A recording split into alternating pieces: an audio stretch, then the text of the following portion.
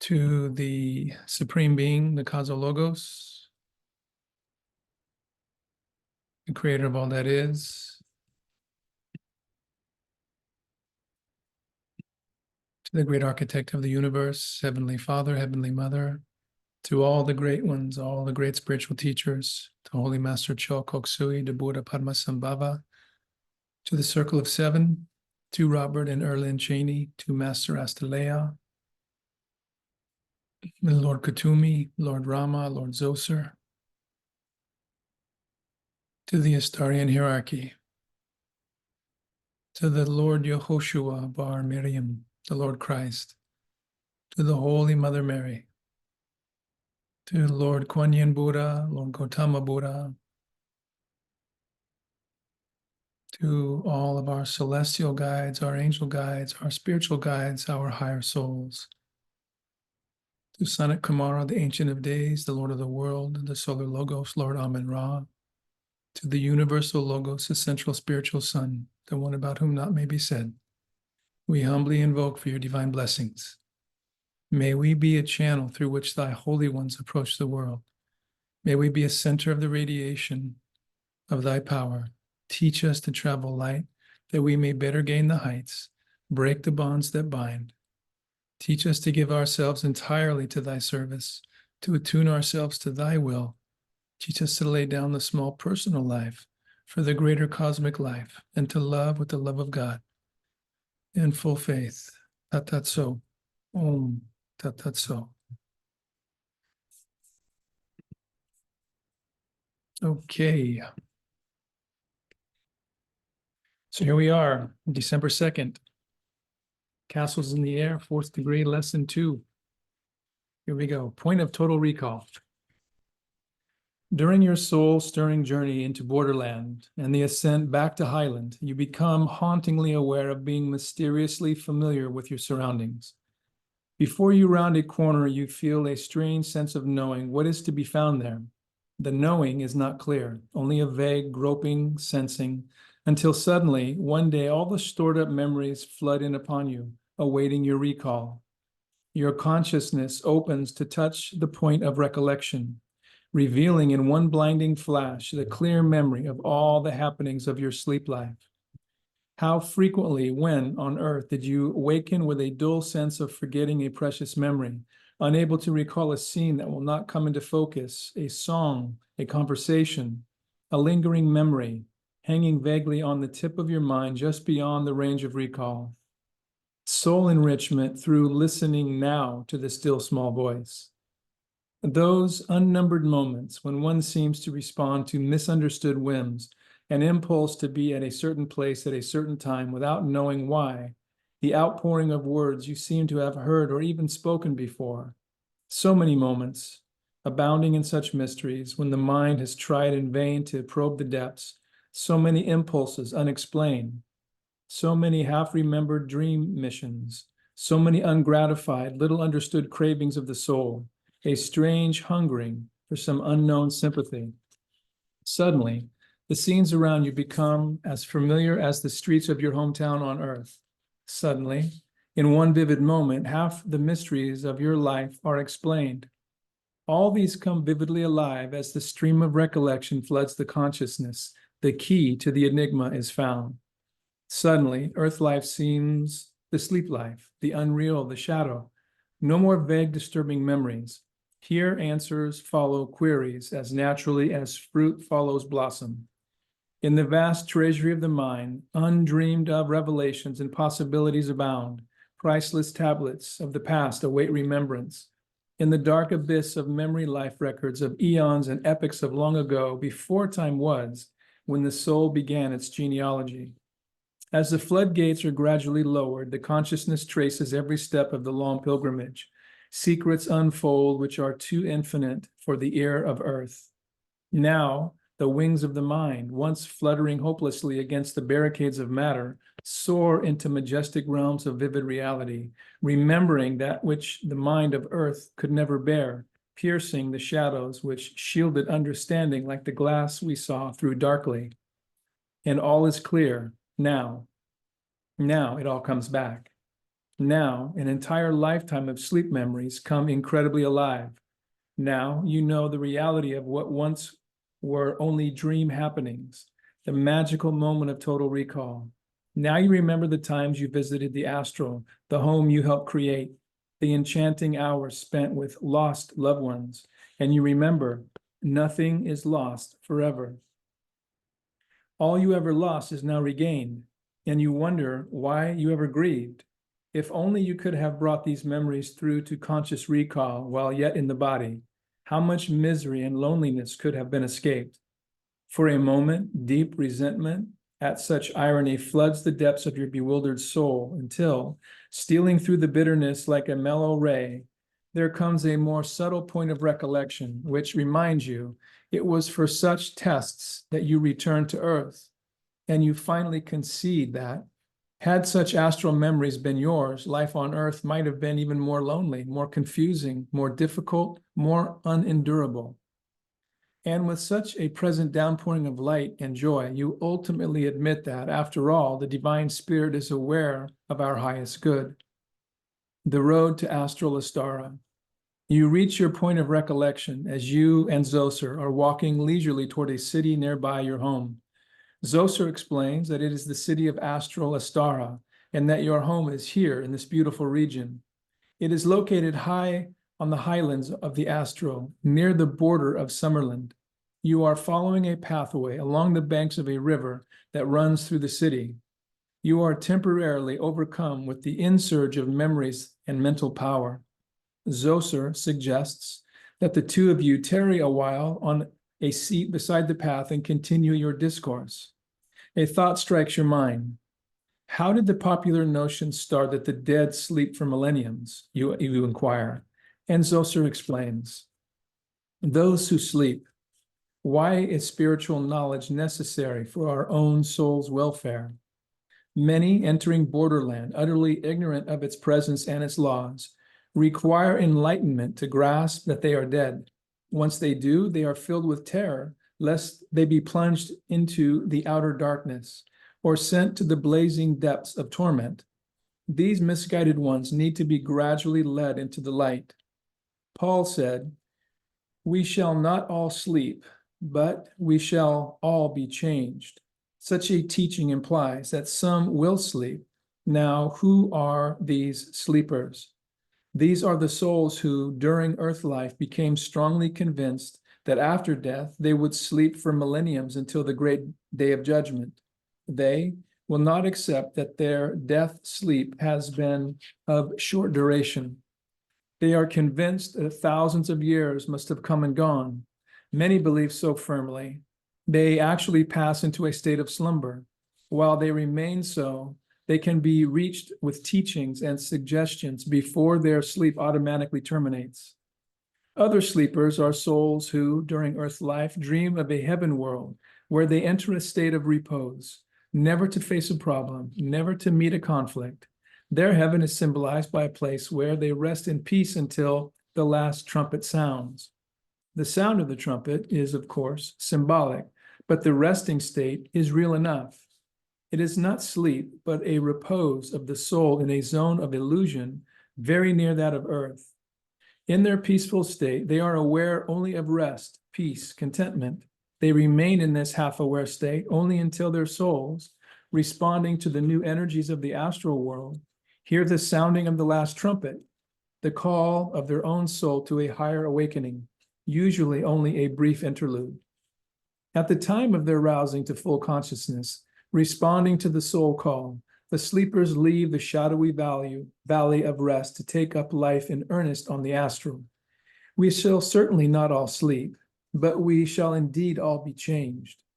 The few who spend any extended length of time in sleep are: 1, those who experienced a lingering illness which exhausts the soul as well as the body; 2, those who have left behind loved ones whose uncontrollable grief creates unnecessary pain for the newly arrived pilgrim; 3, those who feel a strong desire to continue life in the body, who experience their greatest attraction earthward and thus find adjustment difficult.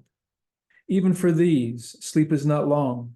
The time is spent in the presence of those who know how to heal through reaching the subconscious mind and assisting the pilgrim toward adjustment. There, by the side of the river, you survey the amazing landscape. You get a better perspective of your new home. It contains many features of your home on earth, plus others you always wanted but were never able to obtain.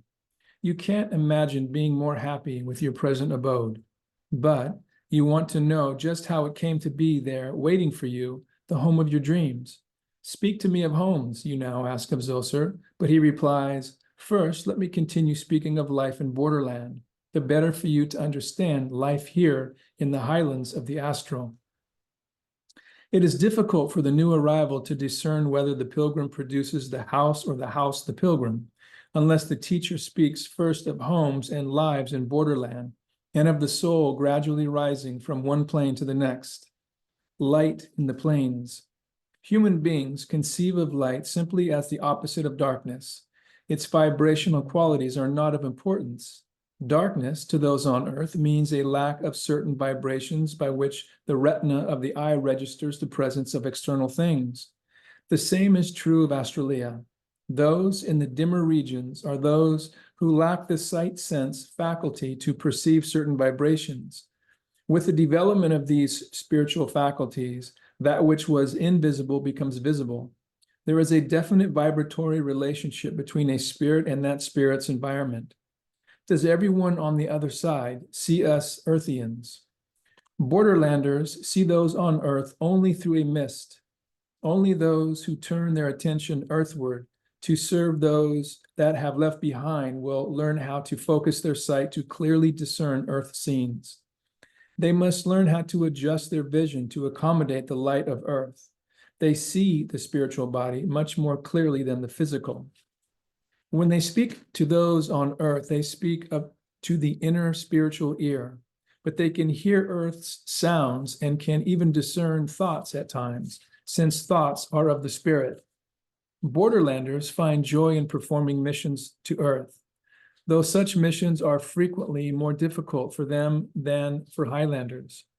When they touch a human being, they touch the spiritual form. Only the most sensitive are aware of it, and only the trained person hears their voices speaking to the spiritual ear. They are heard a great deal more often than is realized.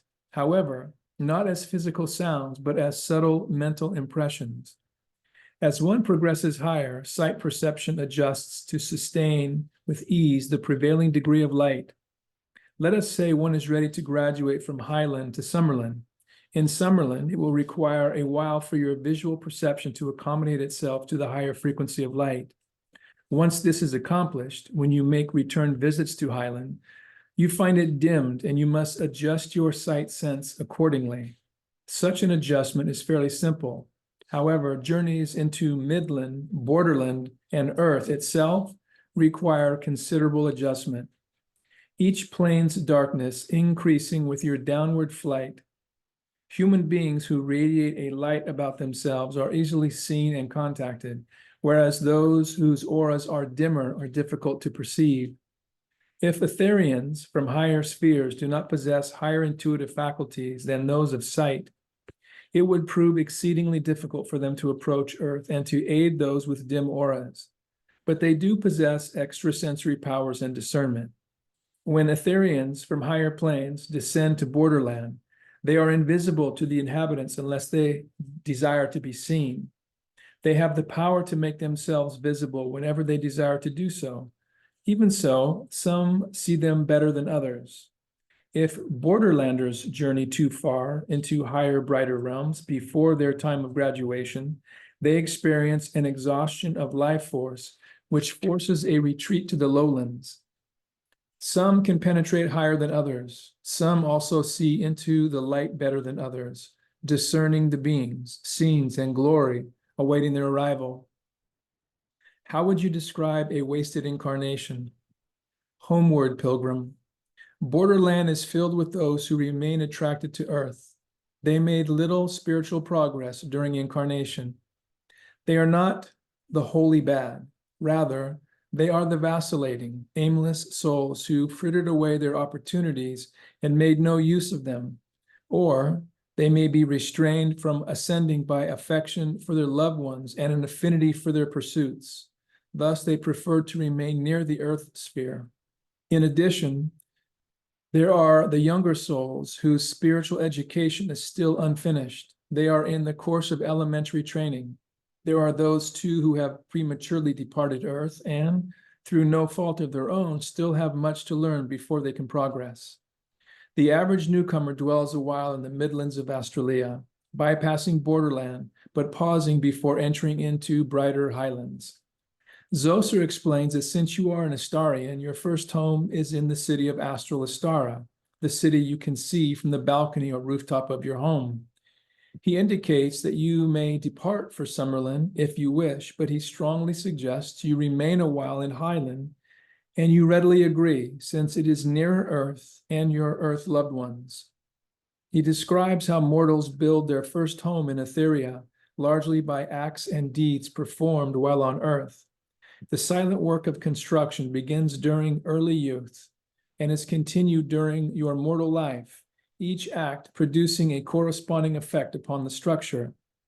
Earth mortals seldom realize that they are the unconscious architects and builders of the first homes they will occupy over there. The wrongdoings of mortal life mar and tarnish their beauty, and each spiritual thought and activity adds to them. Indeed, the works of mortals precede them to the world of spirit. Homes and buildings in borderland. Often homes in borderland include a series of houses grouped together, representing a temporary educational center rather than an actual home. Each inhabitant is taught how to best serve others, much as people are trained in a trade on Earth. They progress from one house to another in the compound as they acquire knowledge. Only after they graduate do they depart for their real home.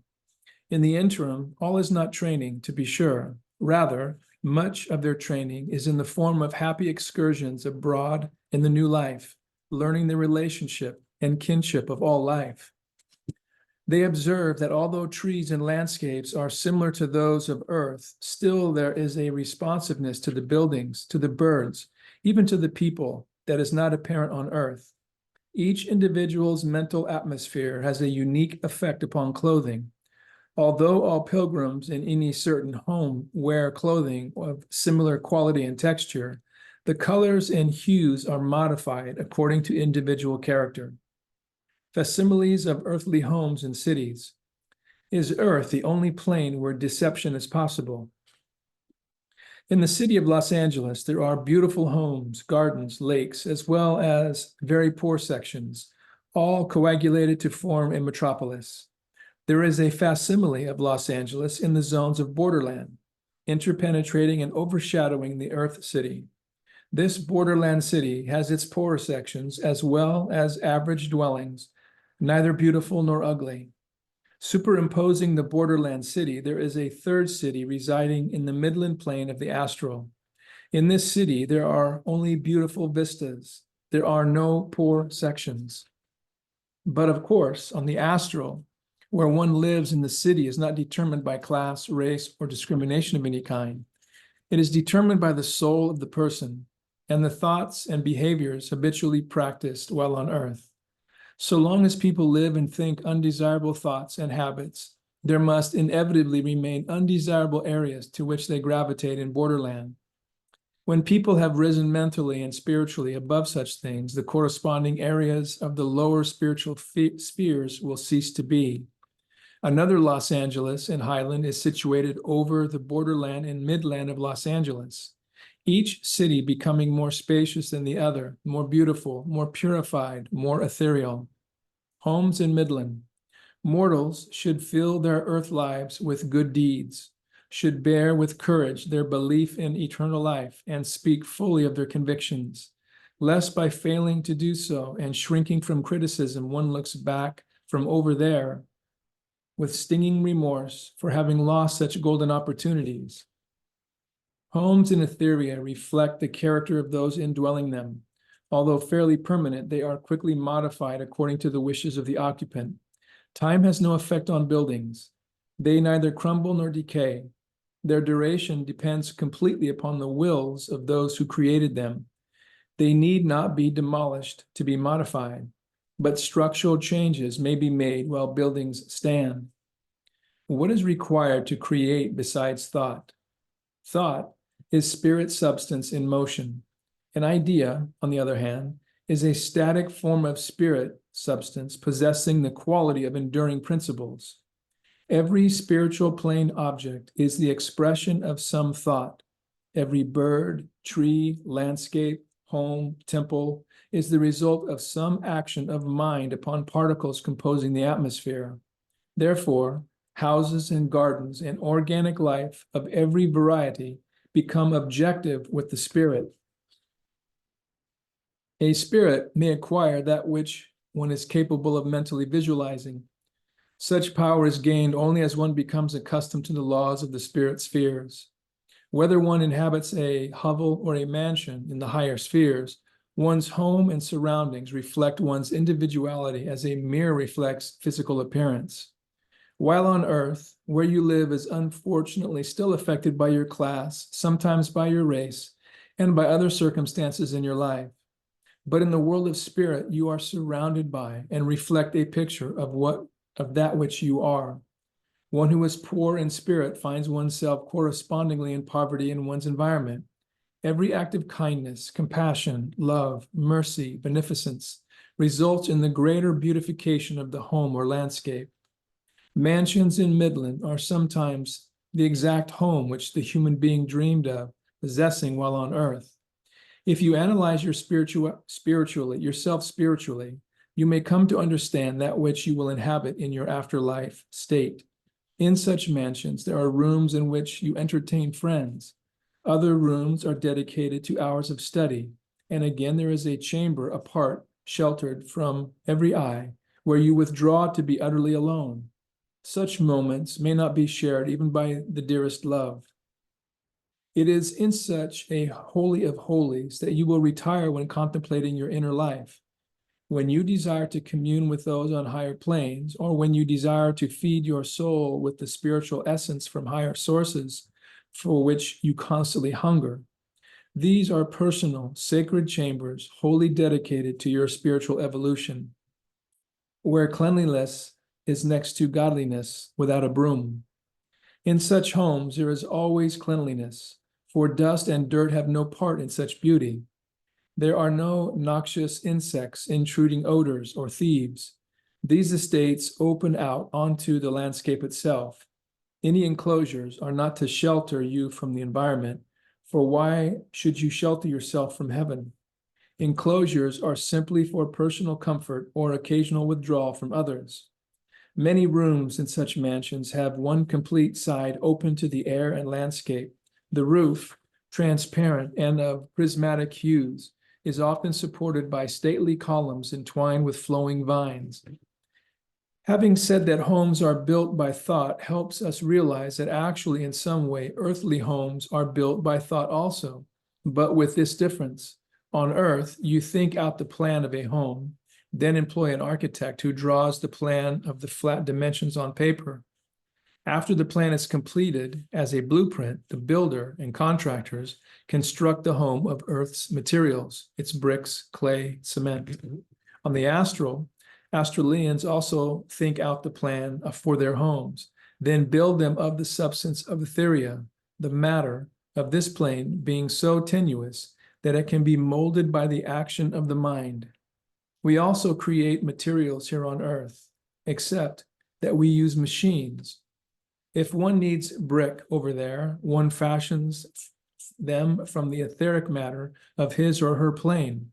Some earth scientists no longer laugh at such rash statements, although they realize the tenuousness of matter, that there truly is no such thing as solidified matter. Our clay, bricks, tile are only ethers modified, but ethers they are. Homes in Highland. Among the buildings over there are huge open-air pavilions where meetings are frequently held. Some are reserved for religious services, while others house festive occasions. Some are topped by huge domes resting on tall pillars. The temples contain altars and display spiritual symbols, while the pavilions of festivities are replete with colorful lights, chairs, benches, in informal profusion. There are great buildings resembling Greek temples with high arches, porticos, and many flights of stairs. Many are circular with vast rotundas richly embossed with gems of myriad colors, hung with drapes of silken textures and topped with domes of semi-opaque stones, which reflect inpouring light through a softened glow. Is there energy in color?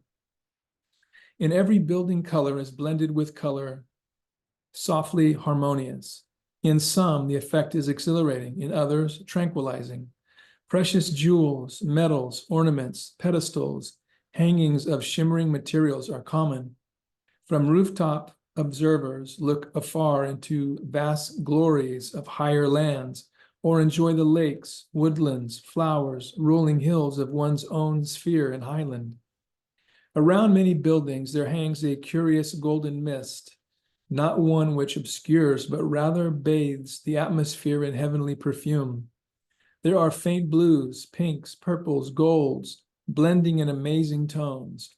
Each building has its own dominant tint and musical background, its own quality, according to its indwelling resident. Often, too, vast plains extend beyond cities. Just as tourists group together to visit foreign lands on earth, so do Ethereans. Some are organized as companies of pilgrims, learning lessons through excursions as well as simply viewing their new world. Others are teachers experimenting with spiritual forces. Many are companies of friends joining together to visit other friends. Travelers are never without a welcome. Those arriving from higher planes are greeted with scintillating pageants. Festive parties are numerous, welcoming parties and farewell parties, where other side lecture forums abound.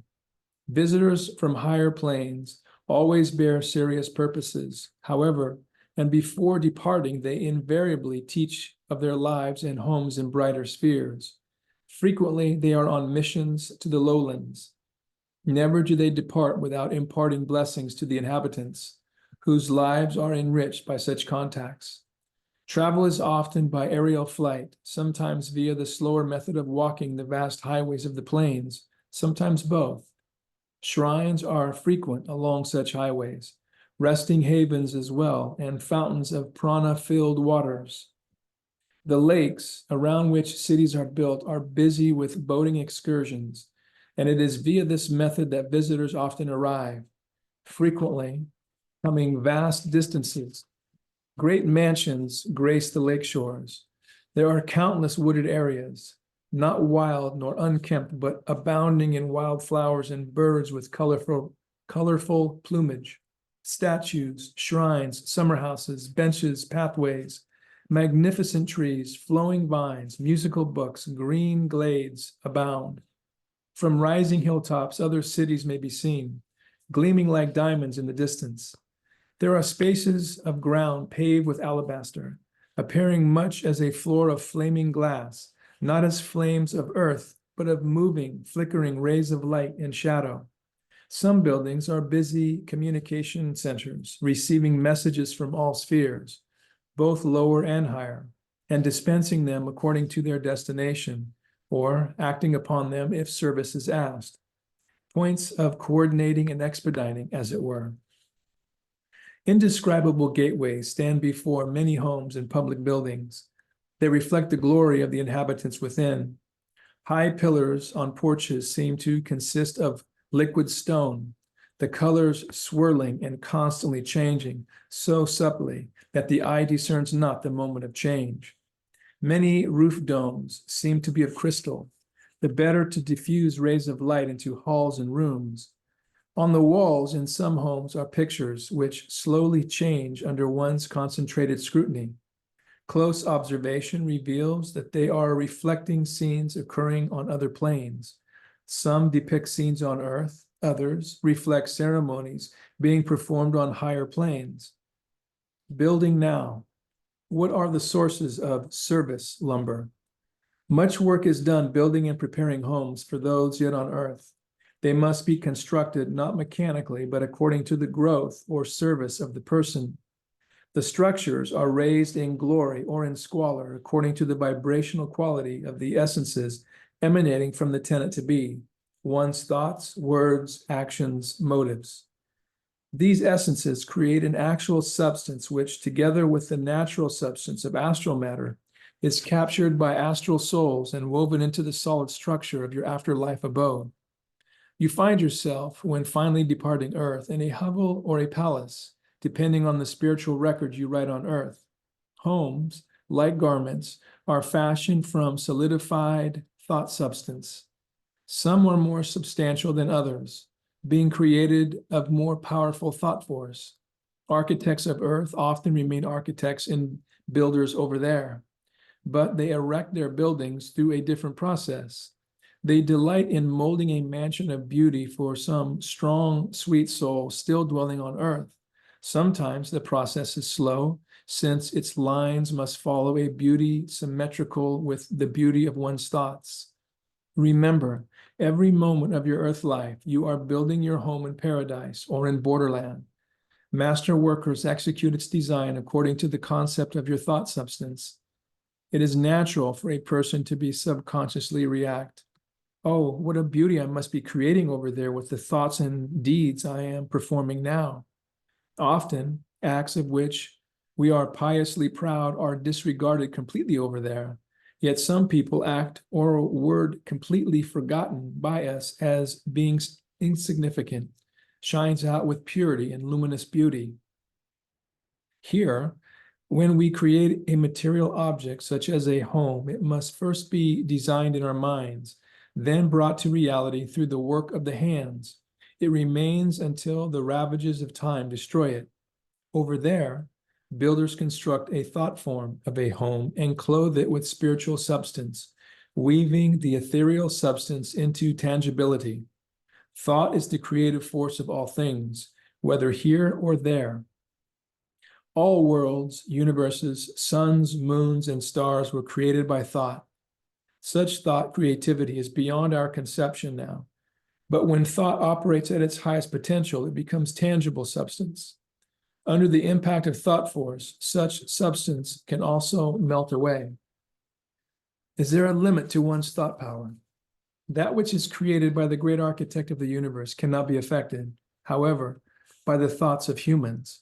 Planets, stars, and universes are thought creations of the great universal spirit. The singing waters. Will those interested in physical fitness programs also find fulfillment over there? Sosa explains that in time, your form acquires added agility as you inbreathe spiritual buoyancy. You will then be introduced to the singing waters, which are not waters at all, although they flow much like a stream on earth. Immersion in them brings an indescribable sense of rejuvenation. They possess no wetness, but are filled with a life force that renews and invigorates the cells of your new form. They are more like a ray of light than a liquid substance. These rivers of life are to be found in abundance. Strollers often wade fully clothed through brooks just to absorb their electrifying energies. There is a fountain of these living waters adorning almost every home in Midland and the upper spheres. The fountain itself seems to be composed of the family jewels. That is, if the inhabitant habitually wears a blue gem in ornamenting his or her hair, or in the garments or girdle worn, the same color will be carried out in the fountain before his or her home. Though colors fluctuate, one certain color will predominate. Even the water itself, rising from the fountains, displays the same hue. As the waters rise and fall, they seem to emit actual musical tones. One is impressed that just as we place names and street numbers on plaques and mailboxes in front of our homes, so do Etherians carefully plan fountains which symbolize the family within the dwelling. That is, a representative color scheme is in effect, and representative sounds are created by the musical flow. Like the streams previously mentioned, the waters of the fountain release a vivifying force. To stand under a spray is to experience a most exhilarating sensation. The dewy moisture which remains quickly evaporates, leaving the clothing not only dry, but with a sparkling surface. Nomads. Some higher plane Etherians choose to carry their home with them.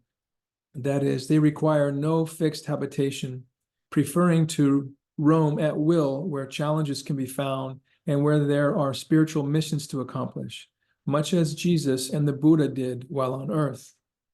Just as in earth life, whatever is necessary is obtainable, but methods of attainment differ. To whatever plane you are magnetically attracted, the matter of that plane is subject to the control of your will, but only to the degree that you have developed willpower.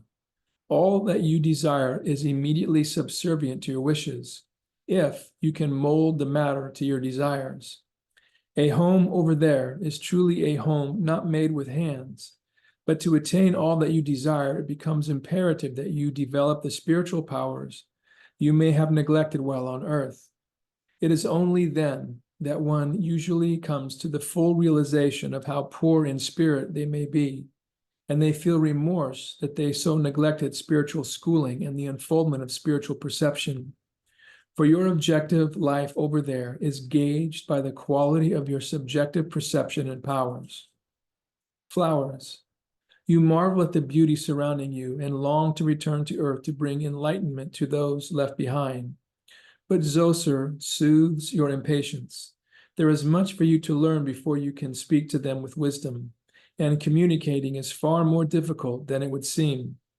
For the next few days or weeks, he advises you should remain with him or some other teacher, absorbing knowledge concerning your new life. So be it, you agree. Then speak to me concerning the mystery of these magnificent flowers. Zoser is silent a moment, contemplating. Then he speaks. Flowers, as with all else, never die, he begins.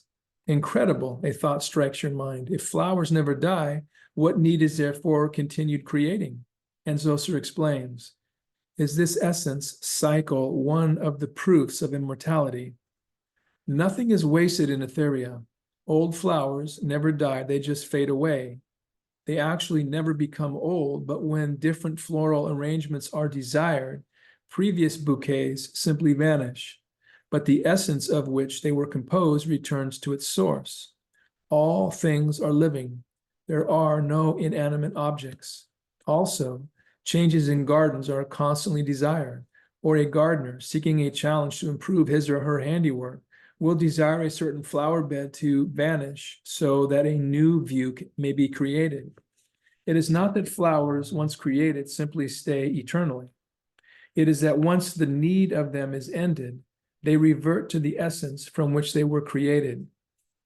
Nor are gardeners provoked by problems as on earth. No weeds, no underbrush, no storms, nothing but the constant changing of one's scenery of beauty for another. Playing games, as it were, with colors, shapes, fragrances. Too, in Etheria, flowers are not merely to be seen. They serve a vital purpose in that life force itself is exuded from them. One who strolls near a flower bed immediately is the stronger for it, since your entire aura may be penetrated by the outflowing life essence. Nor can a gardener impart it. This addition must come from a higher source, the giver of all life. It is the divine source who fills the flowers, the waters, the entire landscape with a vital life essence. It is the divine source who gives them their incredible livingness. All the birds, they abound here as numerous as on earth, except that here in Highland, as in astral Astara, the plumage is far more colorful. These gorgeous creatures flash through the trees like streaks of gold and silver, interlaced with vivid blues and reds, more radiant than anything found on earth. Cities. Are all cities like the city of Astral Astara, you ask? Indeed not, Zoser explains, and proceeds to describe cities in general. As on earth, some prefer city living to homes in country estates. They congregate in closer communion. It is usually in the cities where the halls of learning are located, though certainly not in congested areas.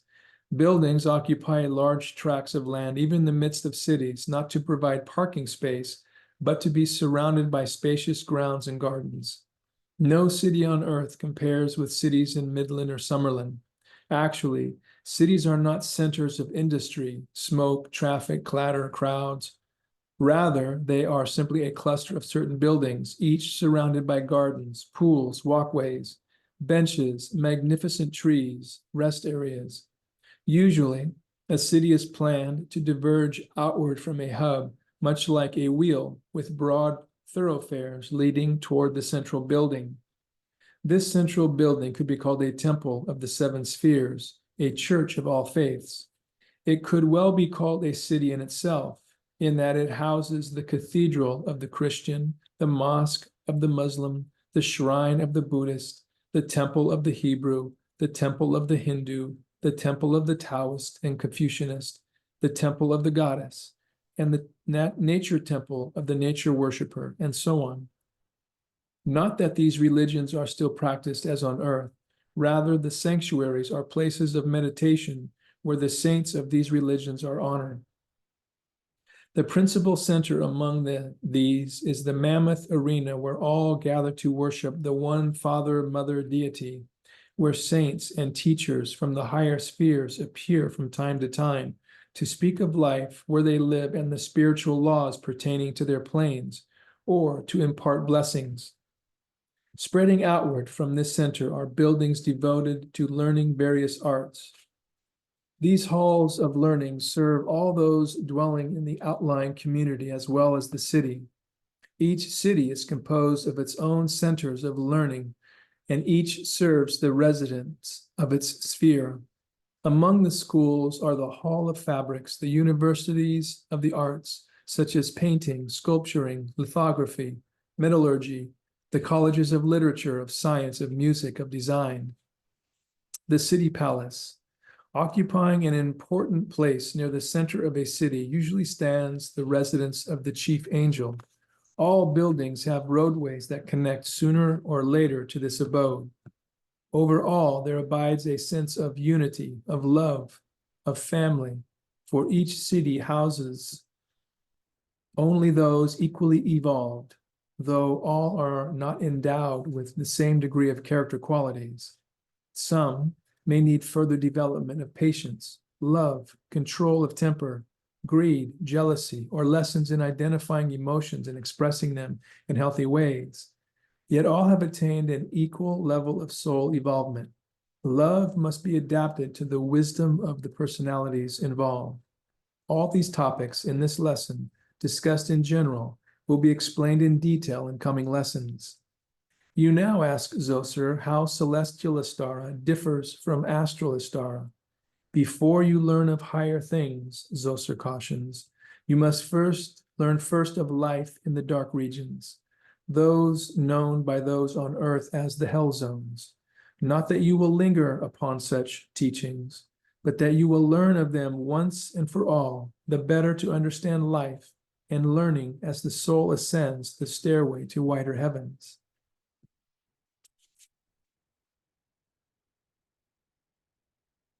That was very interesting. Well, we have yet to, because it's still too early, so we don't have the Astara newsletter. So I don't have the December blessing, but what we'll do is we'll do a little healing on the city palace, because you are all your own little city palaces, right? So let's do a little healing. So just go ahead and just place the tip of the tongue. Go ahead and put your palms facing up in a nice receptive pose. To all those that we have invoked to the universal central spiritual sun, the one about whom not may be said, to the eternal Aum, emanating out in all directions from your reverent devotion to the causal logos, the creator of all that is. We command, will, and decree a portion of that divine Aum be directed into and onto those on this call and those that who will watch.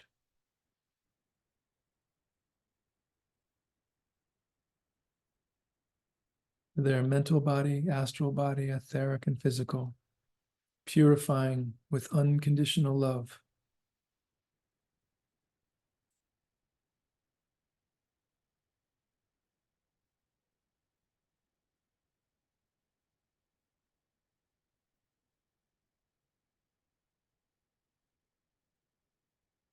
releasing all lower energies.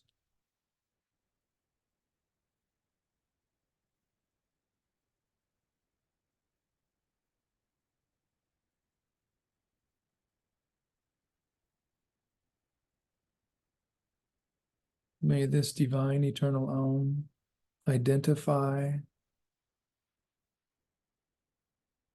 and resolve all negative emotions, negative thoughts, negative programs, any negative habits, to be replaced with unconditional love, the pure white light of unconditional love, the pure white light of the Christ, the pure white light of the Buddha, the pure white light of cosmic consciousness, as we are all one with the great consciousness which is God. We are one with the great consciousness which is God.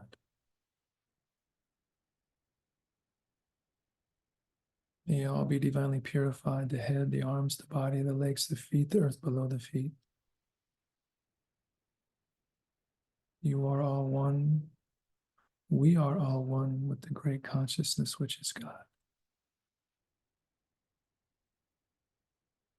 Only love can come to us. Only love shall go from us. Only good can come to us. Only good shall go from us. We give thanks. We give thanks. We give thanks.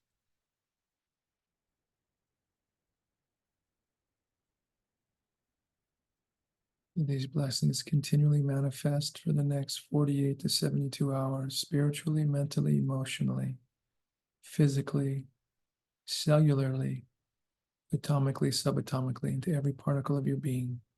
Unconditional love, unconditional light, unconditional peace. Om, Tat Sat, Om.